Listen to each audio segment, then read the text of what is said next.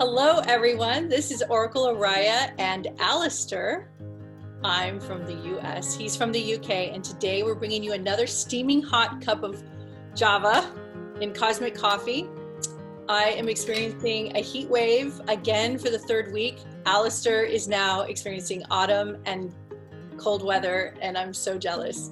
So today's don't be. special. What was that? Don't be jealous. Oh yes, I don't am. like it. I'm actually sweating right now. It's horrible. Today is a very special show because this is Alastair's birthday week. So his birthday was September 29th. Insert the audience cheering. And today is also full moon in Aries. Fire. Awesome. And then we have a little fun short story for you, and then a bunch of treats that you're going to have today. So the short story is that Alastair is not only a very good tarot reader and many other things that he's going to share with us today that he is launching with his spiritual transformational company, but he is also going to throw some cards for us today. But that's not the story. The story is last year he was throwing cards for himself and he got the Queen of Swords. And the message was there would be a female mentor coming in that is going to help him launch his spiritual career and his work as a transformational life coach and wisdom teacher, etc. And lo and behold, I came into the picture and have actually served that purpose. So I was very excited to hear about this. And I also resonate with the swords. I'm always talking about swords. I feel like I'm a Viking because I technically am. And I feel like I'm always working with swords, spiritually speaking, because that to me represents the truth, the sword of truth.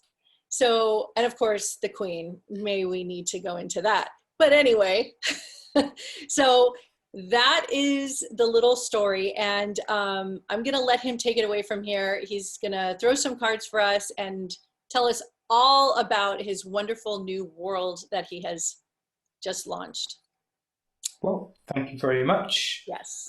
Yeah, so just a little bit of background on what you were saying there. So every Christmas, we do a read for the year, and this was the career focus going forward for 2020. The Queen of Swords appeared, so this position of kind of like mentorship and moving forward and this sort of direction.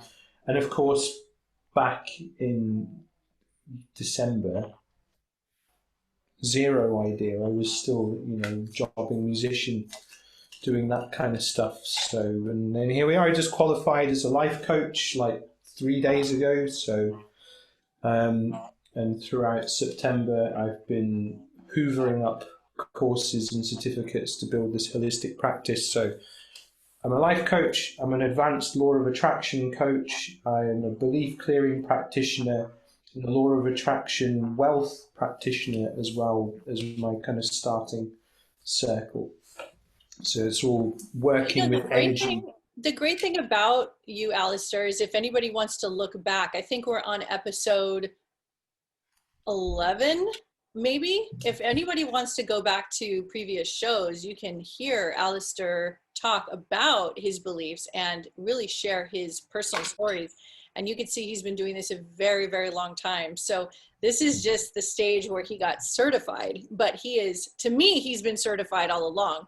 He has been sharing such incredible wisdom with everybody. And that's why I wanted him to co-host with me, because I immediately knew that he got it, he had it. And for those of you who don't know who I am, I'm Oracle Oriah, and I'm a shaman for 10 years with my husband, who's also a shaman, and we run a private healing center in Malibu, California for the last 10 years. So I really was very impressed and happy with Alastair's know-how and his natural ability to connect the dots and to deliver in ways that were super powerful. And I really, really felt him to the core every time he spoke. And that was one of the main reasons why I wanted to banter with him on a show. But now it's like he gets this opportunity to let everybody know specifically what it is he's doing. So I'm going to shut up once again to go ahead. That's okay. Well, this Yeah, it's like you say, it's just kind of putting a stamp on something we've been doing for a very long time. That's right. And when we had the first lockdown, I put together this course over 4 weeks just to help people kind of unpick and get to the core of themselves a bit. And from that, we went into some deep transformation work, and it was quite interesting.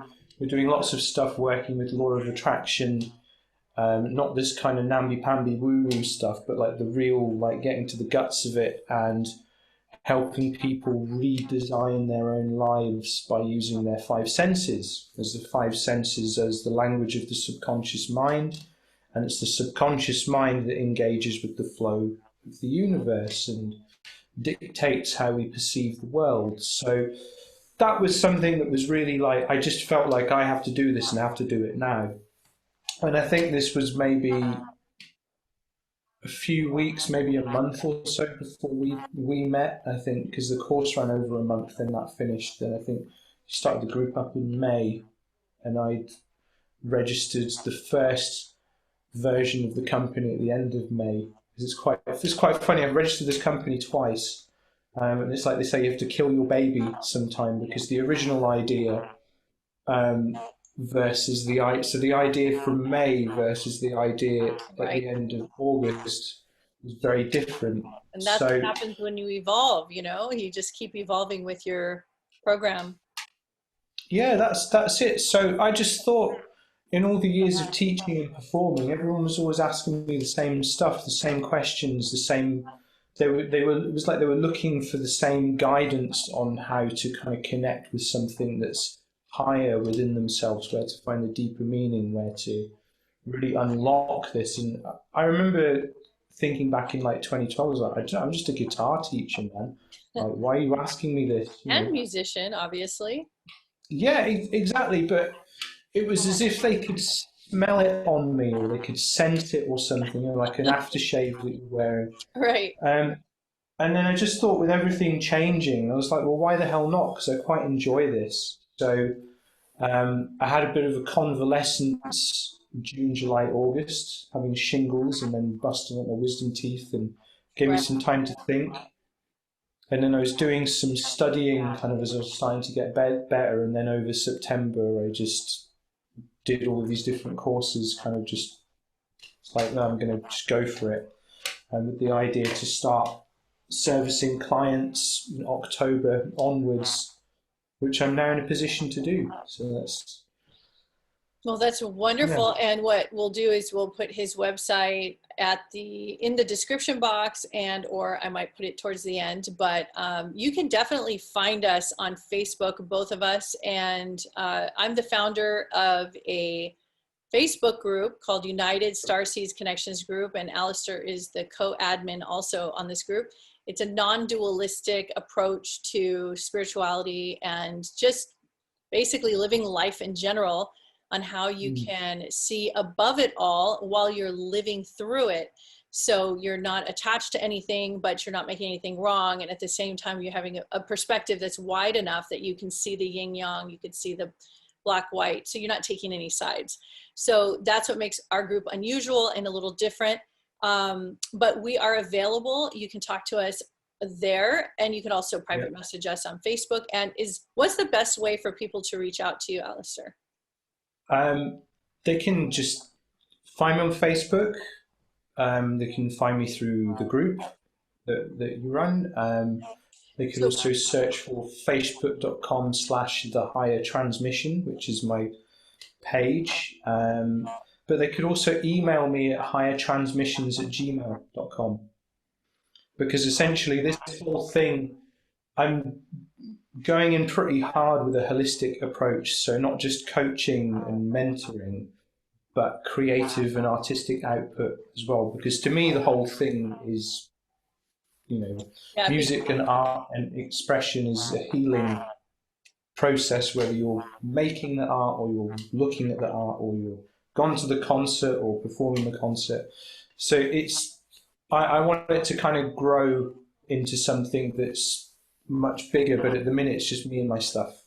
so So I feel like it's what you're doing is you're helping people recalibrate their way of thinking, and they can also process information in an easier way while they're experiencing life, so that you're not debilitated or like holed up in your house hiding from the world, going through a spiritual transformation rebirth. Instead, you can, you know, engage with your environment, you can engage with people, you can still live your life while you're processing.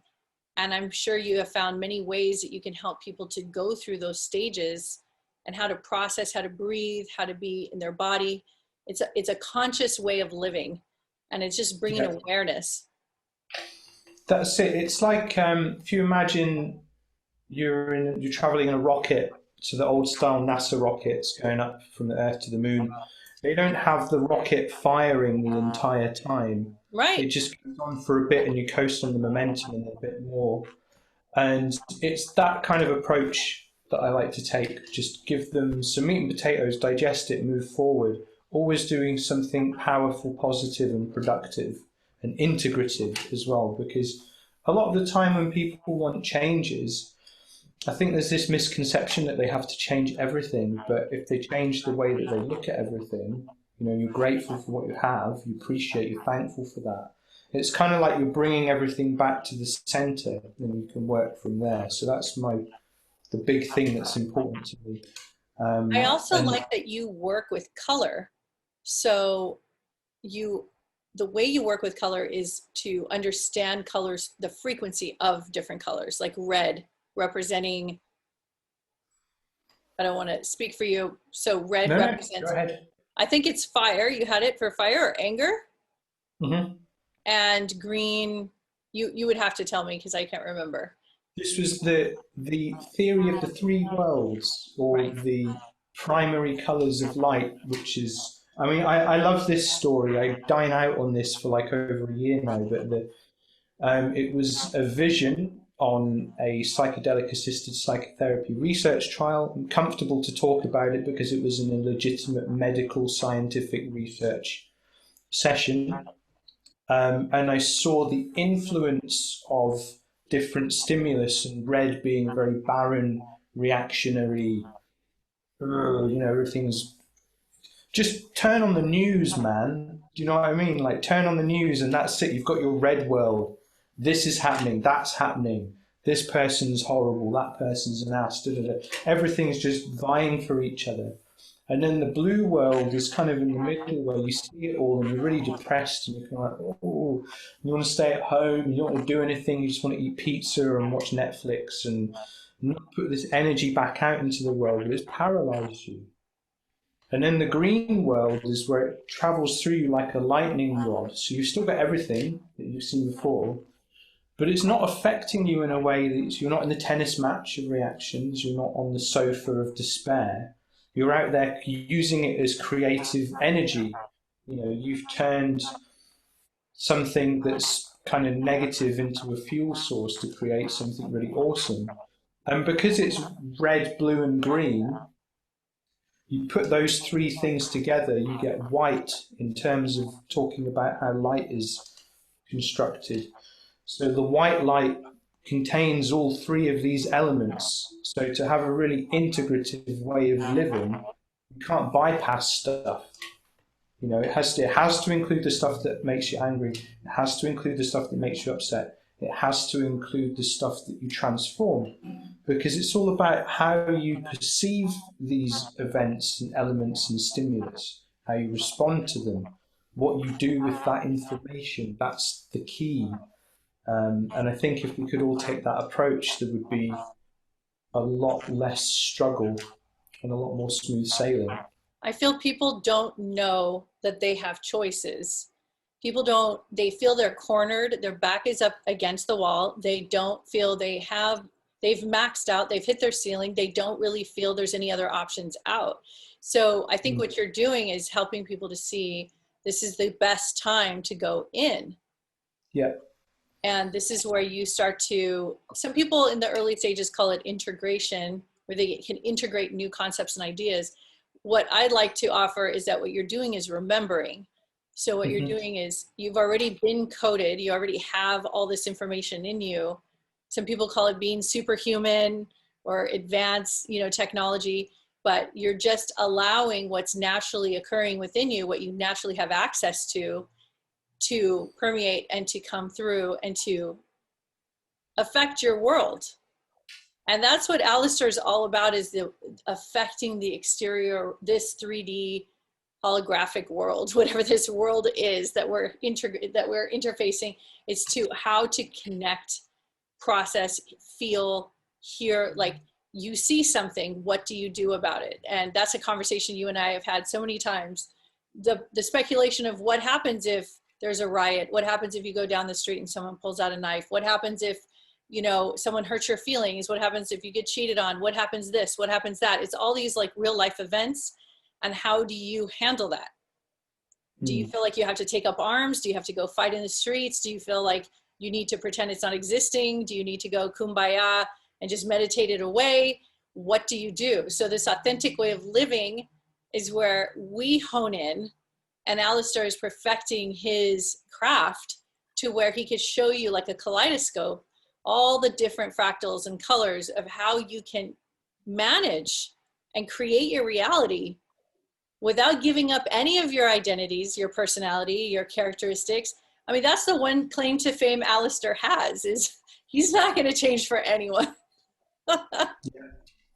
I've experienced too much variety to compromise what has been how do I say it? I've experienced too much to compromise what has been produced out of that, because then it would be doing a disservice to the growth and the insight and the learning of the experiences. And I think it's important that everyone else has that chance as well. Yes, you're right. And everybody does have an opportunity to not only take the bull by the horns for themselves and be who they want to be, but they also can teach. So if you guys work with Alastair, if you work with myself as well, but if you work with Alastair, you'll also end up at the end of this where you can actually teach this. You can become a healer yourself. So it's a process. And it takes years. There's no joking about that. It's going to take years, but the process is worthwhile, and the rewards are many, and you start seeing results from the very beginning. The second you say, I'm willing to see outside the box, what else is there? And that's what your work is all about, is what I feel. That's it. And, you know, with the coaching, my end game is to give people the tools so I can get out of the way. You know, they can work with me for like 3 months, 6 months, a year, whatever. But ultimately, my goal is to go, here's everything that I know that's relevant to you over a period of time, so they can then use that for themselves in other situations in the future. Do you include the tarot reading in your sessions? If they want it. I don't, you know, I include it here because it's relevant to what we're discussing, and it's another string to the bow. But it really depends on what people want and what the situation is. I wouldn't walk into, if I had a corporate client, I wouldn't walk into the boardroom and start doing Celtic cross spread and light the incense, because it'd be like, dude, you know, this is not really important or appropriate. But this is just another interface. That's all it is. It's another interface, as this is another interface, as a book is an interface. It's just another means of connecting with that source stream that holds all of the wisdom. So to me, it doesn't really matter. You know, it's really depends on how they will get the most from that interaction, and we'll go that way. Did you want to pull some cards for us right now? Yeah, I've just been shuffling away as we've been chatting. So, do we have an intention here? Is this just a general, what the hell's going on? I do have kind of a loose intention. You know, I don't know what's going on specifically in the UK, and I know there's a lot of stuff going on. But in the US, we just had our debates, our first presidential debates, and basically everybody lost their goddamn mind. on Yeah. stage and in people privately, like people's homes. People are freaking out. Go online, go on social media. Everyone's freaking out. They're just like, this is insane. What are we doing? You know, it's bad. So my intention is, as a global community, we're moving through all these portals of change, and we're changing internally. We're all changing through all of this. And I wonder where this is going. Like, I mean, I do know, spiritually speaking, but I would love to hear what the cards say about what it looks like as it unfolds, like maybe within the next few months, maybe 6 months to a year. What other stages are we going through or going to go through? Well, I mean, I will refrain from any political commentary, as I don't, you know, I'm a world practitioner, so I'm going to try and position myself beyond political narratives about how times have changed. Okay, I've just done 6 cards. I tend to do 6 because it gives you a good flow. The first one, the moon. So this is interesting because that's the subconscious, the mysterious, the things that are hidden or that we wish to keep hidden aren't going to be hidden anymore, because there's many narratives and stories playing out in all of this that it's going to be pretty hard to defend some of the things that people are saying, because there's this great tendency right now that you could say to someone, well, this is happening, and they go, yeah, but what about that? Or what about this? This whole whataboutism is a very childish way to present an argument. So that's going to go, basically. We need to put that aside. We need to engage the subconscious, the divine feminine as well, as we'll see as we go. But particularly, this is about the subconscious, the unconscious, the known unknowns within all of us. Because at the moment, if we're not integrating our subconscious and unconscious minds, the stuff playing out in the media is going to play us all like a fiddle. You know, if we think about that, because, you know, there is a mistake, well, it's actually to our benefit in terms of the population, of the powers that be turning up the heat on the pot too fast. If it comes up slowly, you don't really know, you acclimatize to it, you know, it becomes normalized. But really, it's going up too quickly. So that is going to bring out all of this subconscious and unconscious influences in us. And if we don't check that, that could be very dangerous.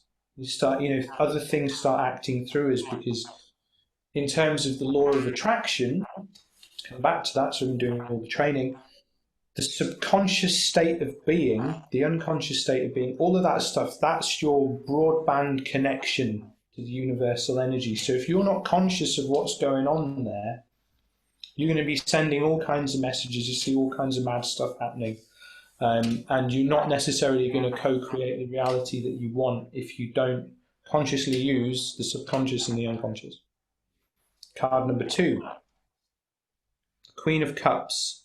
Okay, let's show that there.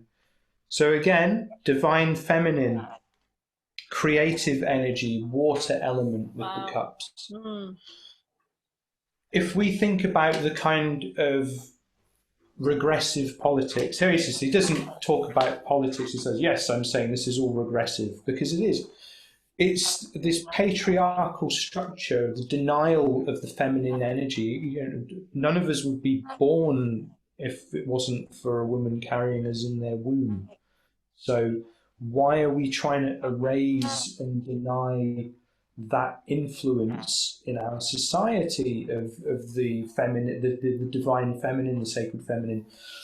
And the Queen of Cups is an interesting one because it's all about creativity, dynamism.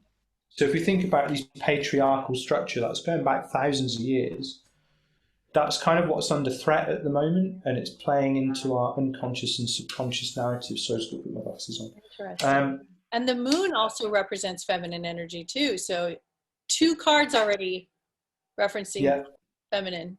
And also 100%. Feminine is the yin energy, which is more peaceful, receiving. That's it, because what is the solution to all of this is peace. Peace is the solution, not getting more angry, not going at each other because one person's white and the other person's brown, or someone speaks English, someone else speaks Spanish. These are bullshit reasons to be at each other's throats, you know? And it's that masculine influence, the toxic masculine, not the divine masculine. It is I call it a toxic masculinity purely because it's a very easy way for us to be manipulated. Incredibly easy, because it plays on our fears, plays on our sense of lacking, plays on our ego as well. All of this stuff, it's like, you know, like the puppets. You've got all the wires coming up here, you know. You don't know what the hell's going on there. You see that red world. So if we lean into that feminine energy, the creative energy, the water energy that takes the shape of any vessel it's presented with, takes the shape of the situation. Imagine if society had taken the shape of the situation presented this year. You know, I'm not getting into the conversation about the erosion of rights, because we should always be vigilant about that. But if we had some acceptance of, okay, it's going to be like this for a bit, and you kind of had a bit of dynamism there, things would have played out very differently. Which brings me to the next card, Justice. Okay. Wow. So. Wow. There's no hiding from this one. Justice is great. I love it. Justice comes up a lot for me personally, because justice is a card that reminds you to ask yourself the question, are you acting from your highest intentions? So are we as a society acting from our highest intentions? Some of us, yes. Most of us, probably not, with all due respect. Because people don't necessarily know any different. Because the world that we're living in now has only really been in existence for about 25 years. You know, the internet Does that mean age. that if you get a justice card, does that mean there will be justice served, or justice is coming, or something like that? If we want to go towards a more literal interpretation, yes. For me, I prefer the figurative and metaphorical, but justice is, if we look at it in light of what we've just had with the Moon and the Queen of Cups, justice is the thing that is coming to shape the framework of the system to make it more equal for all. Because the world is for everyone. The world is an endlessly abundant place, but we've been brought to believe that it is lacking, there's scarcity, there's only this much. You know, we should all be propping up the billionaires, you know, because they do so much good, blah, blah. All of this crap that we've been fed for years about, you know, class division. In the UK, there's people going hungry, and we're talking about giving £500 million to the Queen. No, thank you. Justice asks these questions of us, the society at large, because it is the balancing force. And we talk about justice in the system. People deny that systemic racism exists, but actually you can see its hallmarks everywhere. So justice builds the bridge. Things change. Justice is almost a female figure as well. Right. Again, Sure. the balancing of the energy. Wow. That is so important right now. And we can't lean into the things that we know and we have done. We cannot lean into the systems that have created these problems. We have to fix them for ourselves. Right. So everyone needs to start polishing their own little mirror to reflect the light. You know, that's the kind of thing. So justice asks of all of us, are we living from our highest place? Right. 10 of Wands. The wands are action, fire element, and this card depicts the phrase, the load is heavy but the journey is short. She's carrying this bundle of wands here to this town a very short distance away. So there's work to be done, but it's not actually that big a deal, because it can be done quite easily and quite quickly, but we all have to come together. It doesn't matter if you are left wing, right wing. It doesn't matter if you're a Christian or a Muslim or atheist or Jewish or any of the other beliefs. It doesn't matter if you're rich or poor. We're actually all in this together. And the work that we have to do has to be done together. And anyone that doesn't think like that, terribly sorry, you're going to get left behind, because the Four Pentacles says, don't be so obsessed with the money, because the money is blocking the crown chakra, the heart center, the grounding on the feet. Every access point to unconscious and subconscious energy is blocked by a material representation in the Four of Pentacles card.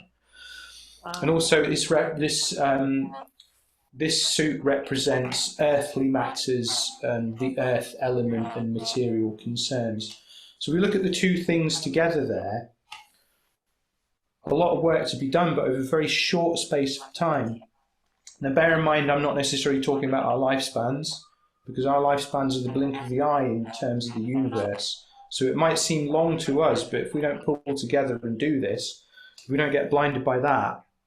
So could the Four Pentacles also mean the 4 seasons? That we're going through seasonal changes, or no? I wouldn't say so much, because it's each of the court cups, each of the suits, so the wands, the cups, the pentacles, the swords, they all tell a story. So as we move through, it's like this particular aspect of the story in the Four card. It's just basically, it's showing like someone who's really worried about money and is obsessing over money, and that is blocking their connection to the world around them. I see. Because it's in each of the access points.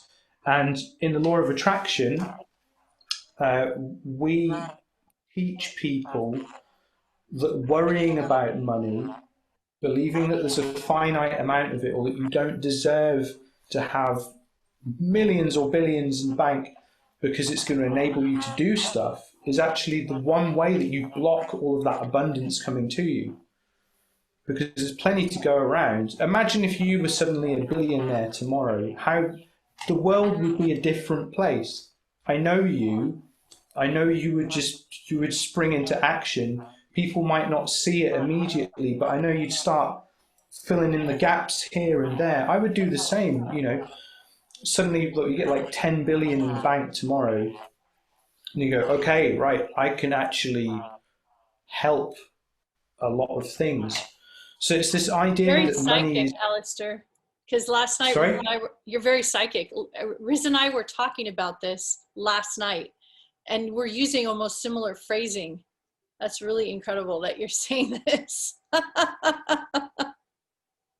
I don't like really to give all my powers, you know, but I'll use them when it's appropriate. And the cards for me are a very focusing medium as well. So we have to get rid of the idea that money is evil, and money is the cause of the problems, because money is kind of one of the mechanics that the world goes around, because that will block us from doing the work. It will ask us, are we using this from our highest intentions? Are we doing the work from our highest intentions? Right. Are we connecting with the creative, divine, feminine, matriarchal energy? And are we connecting with, are we allowing the subconscious and the unconscious to be manifest? And if we are doing all of those things, we get to the sun. Oh my gosh. Is this the last card? Yeah. So the first one was the moon. The last one is the sun? Yeah. What? The sun is everything. Because without the sun, there would be nothing. You know, and the sun is the giver of all life, is the nourisher of all life. And for those of us, most of our audience are kind of people interested in like ascension of consciousness, but for those that aren't or aren't familiar with the term, it's important that we kind of stress that at this part of the 2020 experience is that everyone's consciousness grows, the spirituality kind of comes more into life. And if we can follow this process being mindful of all of these concepts, asking ourselves these questions, coming at it from that way, we connect with the sun. We become the sun. We shine. We do that, you It know. looks like a victory card, like victorious. Yeah, very There's much so. sunflowers, a baby, like abundance. There's the red passion, like, wow, this is like we're going to celebrate at the end of this. That's it, because there's, you know, lots of people Wow. are thinking like, oh, it's the end of the world. It isn't. We're all still going to be here in 6 months, a year, 5 years, whatever. We'll all still be here. And the point is to not get dragged down, not get manipulated in your unconscious or your subconscious. Make sure that you're acting with the highest intentions all of the time. Even if you disagree with people, that's okay. Diversity is the spice of life. But if we can really stay true to that, and we don't deny ourselves the connection with the feminine as well as the masculine energy, we have the divine feminine, the divine masculine. We look at the highest of those aspects. We become our own people. We're not manipulated by a political leader. We're not manipulated by the news. We're not manipulated by what we had for breakfast that morning, or ideas that we have about our culture or our society. You know, Yeah. culture and tradition, it's like having a regional accent. You should celebrate having a regional accent. You treasure it because it says, I am from here, but I'm still speaking the same language as you. But I've got my little inflections. I've got different turn of phrase. All of this kind of, we shouldn't lose any of that, but we shouldn't let it become the thing that is the prison to do terrible things, because we're not acting from the highest intention. And we sure as hell ain't going to get to the sun. I'm hoping through, I can only talk for the US, but I'm just hoping that everyone gets so sick and tired of what they're seeing that they just start to look to themselves for answers and start being more innovative and creative and Yeah, come together in community more and stop looking towards these politicians for answers. yeah, I think we're seeing enough. I think enough generations are getting wise to the fact that this is all big business. And, you know, I mean, it just comes down to money, obviously. yeah. So I think, They it's like they wonder why millennial and Generation Z lean towards what people would have called socialism in the past. mhm. Where it isn't. We just believe that we should have subsidized healthcare, education, public services. People can still be as rich as they want, but it just means people shouldn't be without anything at all. You know, that's, you can't have an imbalanced world. Yeah, through this pandemic, we're starting to see very, very much so here the gap, the economic gap. So you have the 1%, and then you have this huge gap, and then this like real deep poverty base. And the way everybody is handling the pandemic is not the same. And Yeah, so there's people that are just slightly inconvenienced by it at the top. And then there's people that are devastated by it, and there's no recuperating from it, and no getting mm, back on the horse from this. And I think it's making it very obvious and very blaring that that's what's happening.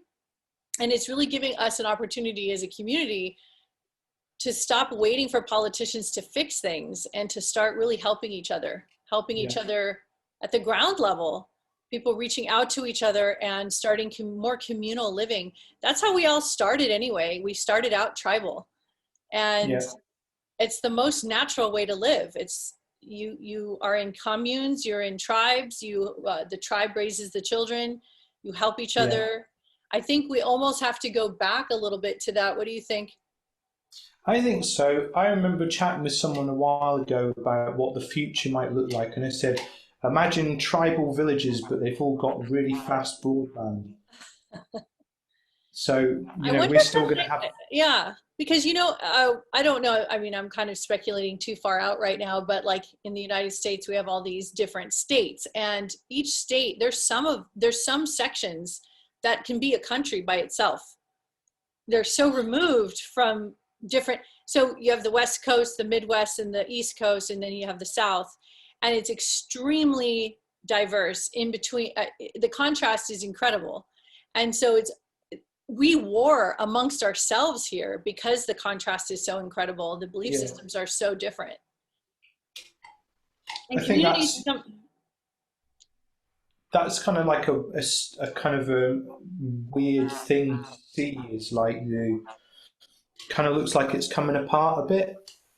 People are really taking sides more than ever before, and it's like we're starting to see in real definition what section of the country believes in. So it's like communities coming together to believe in one thing. So the tribal idea is kind of happening already in bigger sections.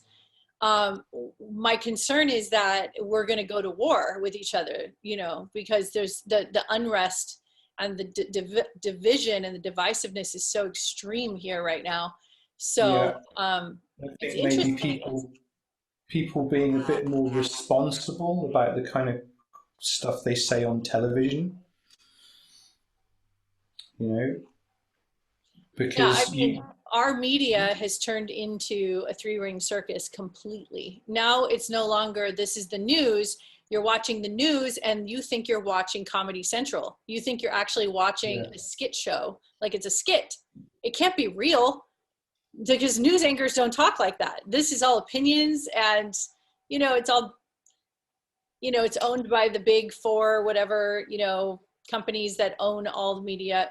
Anyway, but it's not, I don't want to go into that, but I just want to say that what's happening at the base, what's happening with the everyday person, is people are starting to get so sick and tired of feeling horrible, of having high anxiety, of not wanting to see any more of what we're seeing. So what's happening is people are starting to turn to each other now.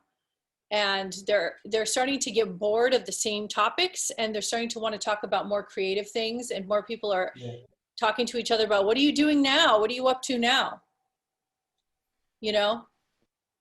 That's the positive that's come out of it. If people are, I think, becoming more individualistic and less group mentality, being led by the higher powers, people are starting to be more introspective. I can see that over here as well. There is a big shift in how people are approaching this. Some people are, it does just feel like there's a split: fear, rage, anger, or possibilities, openness, creativity, compassion. Yeah. And it's very interesting. It's not just an age group. Have you noticed that? It could be in their, they could be in their 20s or their 80s and rage. It's constructive versus obstructive. No, it's not left versus right. It's who wants to do something constructive, who wants to try and keep things the way they are. You're right. I mean, haven't we gone through this when we invented coal with the trains, or we invented electricity? Didn't we go through changes like this in the industrial era when we had to decide if we want to live by horses carrying us everywhere, or have a vehicle? I mean, aren't these normal societal growing pains? Yeah, easily. I think people making too much of a big deal about some of the aspects of this and losing sight on what's important. Which is the idea that, like in the UK, like the power structure is treating us very unfairly. They're trying to make all of the people do one thing, while as those in government get to do whatever the hell they want. Giving all of the relief money to like companies that are run by their mates. It's one of the most corrupt, sleazy governments we've had in the UK in a long time. Right. And none of them have been that great, to be honest. Well, it really matches where we are. You want to hear something kind of funny, and I'm not going to say that I know the details of what I'm about to say, but it was something brief that I saw in the headlines. I thought it was really, really funny. So there's some African presidents in Africa that absolutely did not buy into or believe in any of the COVID-19 tests, and they were suspicious from the get-go. and they did a test on a watermelon or something and it came back positive. So the joke was, and what I saw was, the African presidents, this is nothing new to them. Corruption in government, are you kidding me? They are so familiar with this. So they're not easily going to just believe anything anyone says. So they are not buying into like our health care and all of our, you know, the CDC and all the people that are saying what's going on. They're not just believing it, which I kind of was kind of proud of them in a way. Like, bravo to you guys that you stood up to the big first world countries, and you guys are laughing at us, you know, they're laughing at us. Like, oh, you guys believed that. Oh, okay, haha. Well, we don't believe it. And their numbers are not like our numbers. African COVID cases are nowhere near where we're at.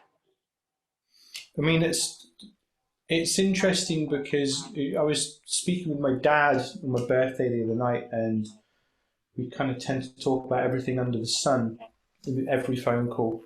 And I was reflecting that anything that exploits or comes at the expense of someone else is the things that are going to be decimated by this, which is why the UK and the US are getting our asses handed to us.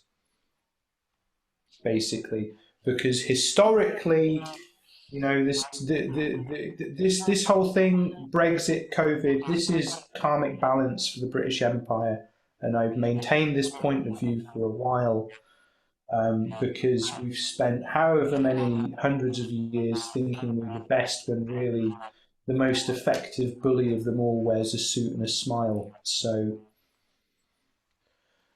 I think that there's a lot of our structures just need to be more honest. You know, they need to be more compassionate. They need to be driven by the things that are for the good of the people of their life. People are starting to become more independent, believe it or not, through this experience, because we almost have to be. And we're coming out of the coma of what are we going to do next? Where are we going to go? What are we going to do? How are we going to see it? Who are we going to see? Who's coming over? What are we going to eat? Instead of that conversation, it's now becoming like, what do I really want to do with my life? How do I really want to do this? How do I want to feel? How's my health? How am I sleeping? It's like a full check-in. People are really starting to slow down enough and to really understand what's happening, and second guessing everything. I mean, they're no longer just believing the first thing they see or hear, thank God. And I've been a part of that group of not believing the first thing I hear probably since my 20s. But I am so glad to see the majority of people, at least here in California, there's so many people who are just like, you know, they're not buying a lot of it. And so I don't know how it is in other states here or in other parts of the world, but what I like about it is that people are starting to think for themselves, and that is the key ingredient. That's the best part of this. Yeah, I think that the thing that frustrates me is, on one hand, you've got that. On the other hand, people are going down a rabbit hole with some other... them rabbit hole kids. Why don't we spend the next 10 minutes talking about the rabbit hole kids? I mean, we might lose like half of our audience. Okay, so trigger warning. If you believe that the conspiracies that you're reading is the end all be all, you are not going to like anything we say next. And you probably didn't like anything we previously said because we were probably too neutral. But I will tell you that somebody asked me recently, Oriah, do you believe in deep state, and do you believe in alien agendas and all the things that are going on with QAnon and everything? Do you believe it? I said, yep, I believe all of it. And then they said, well, aren't you afraid? I said, why should I be? It has nothing to do with me.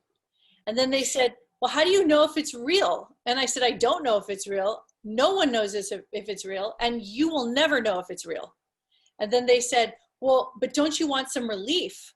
You want some relief? Don't you want relief to know if it's real? And I said, not at all. I said, I go to sleep at night and I dream, and I never know if those dreams are real or not. They feel very real. I still don't know if they're real or not. I don't know if I'm living in a parallel reality or what. I don't know if any of that stuff is real. As a matter of fact, it could be totally real and it could be totally not real. It doesn't make any difference. It's all creation. And whether, if it is real, so she said, well, what happens if it is real? What about if we find out that this is actually what's happening? And then I'll say, I still choose whether or not it affects me. I still choose whether or not I want to be a part of it. No matter what happens. So what are you going to do if they force you to have vaccines? I said, well, it's the equivalent. I mean, personally, I don't want to subscribe to any vaccines. I'm not volunteering for vaccines, personally. But if I go down the road in my car in the next 10 minutes and get hit by a car and die, I could say, I didn't plan for that. I didn't want to go down the road and die. Same thing. I'm going to, you know, minding my own business and they're forcing a vaccine on me. What can I do about that? It's the same mentality of like, you don't know if you're going to live another 10 minutes. So it's almost in that same group of like, your soul chooses what to experience. And personally for me, I'm not subscribing or need to be a part of any of these conversations for myself, just because I'm going to be honest with you, it's just boring. I mean, I'm really authentically 100% bored with the conversation because it doesn't affect my everyday world, because I'm not looking for that. I'm not looking for it to affect my everyday world. I navigate in different waters. I navigate in a different frequency. I'm looking at life from a different place. I don't need any information from those areas. If you want to believe it, and you want to believe in the deadlines, as soon as you hear deadlines, everybody, you should have a red flag. If you hear deadlines, if you hear by December 15th, if you hear those words, just know you're watching a cartoon. The second you hear a deadline, it's a cartoon. It's not. Has any deadline ever transpired? Ever? End of the world prophecies have been going on since Notre Dame. Has anything happened? No. So when do we get smart and go, hello, how many times are we going to fall for the same old trick? So Alastair and I are having our country time lemonade, kicking our feet up, enjoying a proverbial cigar, and enjoying the idea that when everyone finds out what we know, we'll just let everybody come join us over here and come sit down with us. Kick back, enjoy the ride. Have some lemonade, have some healing, stop freaking out. Because like my position on it is that on the one hand, you've got a very legitimate potential investigation into high-level child trafficking that could be completely derailed by conversations that people just can't even fathom, that are so batshit that it doesn't make any sense. Then you fall into the rabbit hole of looking in the meaning behind the meaning and behind the meaning, and Right. you turn into this conduit of dark energy feeding back into the system, obsessing over your phone, obsessing over your laptop. Well, saying, you know, as beings, Alastair's beings, we lean towards mythology because we need to have these kind of beings to guide us in our deep subconscious mind. Coming from Neanderthal, we do feel that we need to keep looking up to the stars to see these advanced beings. But can't we see? Yes, that's right. Can't we see that pedophilia has been going on since the beginning of time? Can't we see that we're coming out of Neanderthal thinking? Can't you see that nothing has changed? The only thing that's changed is we cover it up differently. All that's happening is people are saying, hey, instead of using your hands to eat, why don't you use a fork? Like, become more civil. You don't need to rape and kill and sleep with kids. You can grow past that. It's very caveman. It's very primal. And instead of thinking, ooh, the aliens did it. The aliens did it. First of all, the aliens don't care about us that much, because if they did, they would have already taken over our planet a long time ago. it's not that the aliens are forcing us into this, they're getting something out of it. It's just that we're so, I hate to say it, but we're such dumbasses. We're such dumb asses that we think that we have to blame someone else for this very mysterious thing called child abuse and child pornography. This has been going on since the beginning of humanity. So it's now finally we're saying, done, we're finished. We don't want to do this anymore. That's all that's happening. So the people who are freaking out, like, we didn't know this was going on. Oh my God, how is this happening? They're killing our kids. I'm like, they've been killing our kids since like tribes, Neanderthal tribes, since 450 BC. They've been killing kids. Like, what are you talking about? Sex trafficking is the oldest freaking sport there is. You know how many women were thrown on the back of a horse and children and carted away to a tribe where they were going to be raped and into slavery? Come on. You mean these people on this planet are actually buying into the agenda that this is some new phenomenon? Like, talk about head in the clouds. Talk about ostrich, head in the ground, head in the clouds. Oh my God. Like, if this is the part where I could spend a whole show screaming at the top of my lungs on this topic. It just drives me to insanity. Just get your history books out. Just look at how long a lot of these trends have been going on. It all matches the human evolution. All matches our consciousness. It all matches our awakening. There's no mystery. People have been doing shady deals from the beginning of time. There has been, you know, corrupted leaders in our government since government was created. This is not like all new. You guys, people just bought into the idea that there was people that are looking out for us. Okay, maybe there's a minority of some good-willed, humane human beings that walked around and made sure that we all got fed and taken care of and did the right thing. That's a small percentage, and we put them up, we make statues of them in our parks. We get it. But the majority of people, it's self-serving. They have agendas. So if you're buying into people's agendas and you're creating a powwow and you're building a structured conversation of the supernatural events with alien agendas, you're not only drinking the Kool-Aid, it's like you're building a temple to drink the Kool-Aid in, and you're trying to rile the people up, which is no different than tribal mentality. You're still in your tribes.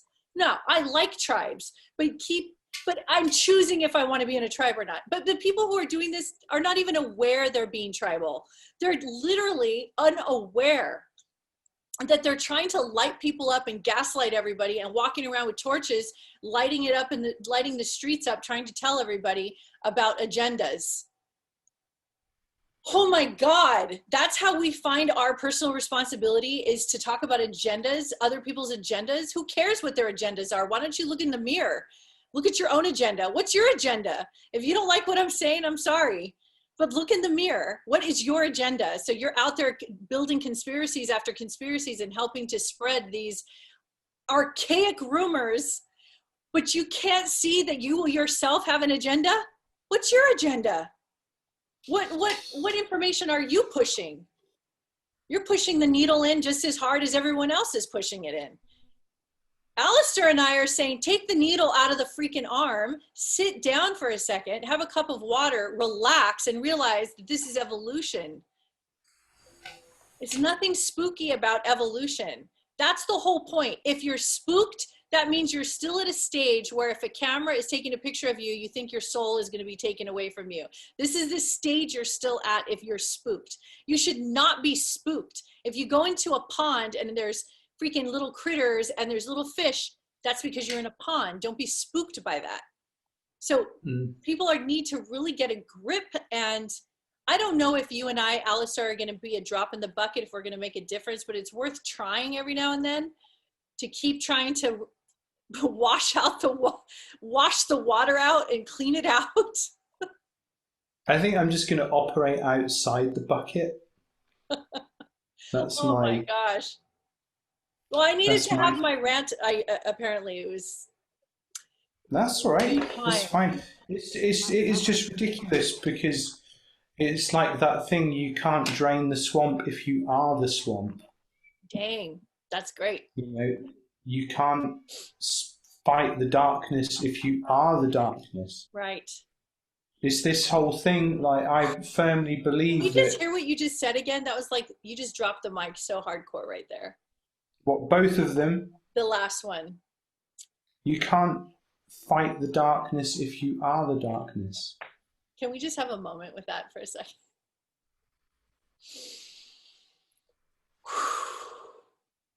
Oh yeah, that one has to breathe. We got to let that one breathe first. Oh my God, you can't fight the darkness if you're the darkness. You need to make a meme and put your name on that and get that out there ASAP. That was so good. It's true though, isn't it? Because you think all these people that are doing is they're sustaining themselves on this. It's like if you're going to eat, bacon double cheeseburgers every day, morning, noon, and night, you're going to get sick pretty quickly. And that's all that this is. It's like suddenly everything is a confirmation that everything's gone to hell. You're giving yourself a sickness of the mind. Truly. There is a very definite jumping off point between being Yes. curious and giving yourself a mental illness. That's true. And people could also look at it that what they're doing is they've been siphoning and mainlining this information from the media that's already tainted and programmed for so many decades. And all of a sudden now they're going through a detox program where now you have to you have to you have to release this information that you have been tolerating, sucking in, believing in from all the powers that be. And all of a sudden now you're going to have to choose what you want to eat. You have to choose how you're going to eat and what oxygen you want to breathe. So now all personal responsibility is here inside of you. Now you're realizing you're responsible for yourself more than ever. Mm-hmm. And what's going to happen is you're going to feel sick. You're going to feel nauseous. You're going to feel like you have been tolerating and listening and breathing in this nonsense for so long. And then you're going to regurgitate and you're going to want to let it all out. Now, some people are going to be suicidal. Some people are going to scream and yell and cry that they got duped and they got lied to. Some people are going to say, I knew it all along. Whatever it is, this is your transmutation opportunity. This is your transformation opportunity. This is a great time. People like Alastair and I, we're here for you for these reasons, and we want to help you. And this show was about Alastair and his abilities and it's very proprietary basically because it's his own unique formulas. Even though he's certified in many things, he's put together his own way of sharing this information. So if any of you need support or need help or need to get through this or need to breathe through this or detox or understand where you're at or how to even just exist, please contact Alastair. He will walk you through every step of the way. He'll put you on a program. You're in good hands. He's the most dedicated person beside me that I have ever met, beside my husband. Yeah, he's just in it. He's in it for the right reasons. He's in it because he believes in transformation at such a high level. He's transformed his own life to actually cater to this experience so he can take care of people properly. So hats off to you, Alastair, that you have come on board as another Starfleet engineer that is available and ready for service. And I appreciate you being on board with us. But this is a good sending off point. So if there's any last words, I'm going to say hasta la vista to everyone. I do all my stuff over the internet is the important thing. Because I know I'm in London. Right. It's all but online. I practice entirely online. So that's very important. Everything on Zoom, everything on calls, all of that. Yeah. So he's accessible 24, well, not 24/7, but he's accessible. So anyway, thank you guys. And please subscribe and like. I need to keep this show going. So the more attention we get, the better. Send it to your friends and family. Please comment. That helps a lot. And I really appreciate your time. And look at the sun and look at your beautiful life that is coming ahead. And much love to you. Namaste and be well.